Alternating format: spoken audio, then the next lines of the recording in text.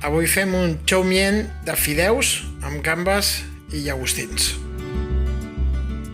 Comencem la recepta posant a bullir els fideus segons instrucció del fabricant. Mentre s'estan fent els fideus, tallem les verdures més o menys com veieu a la imatge, a bastonets. I tot seguit les saltegem i les reservem. Fem les gambes en aquesta paella petita amb un gra d'all. I finalment ho reunim tot en el wok. Els llagostins ja els havíem comprat cuits, llavors hi posem les salses, salsa hoisin i salsa d'ostres, ho barregem amb els fideus i amb les verdures i ara ho servirem acompanyat de cilantre fresc picat. Aquí tenim el chow mein de fideus amb gambes i llagostins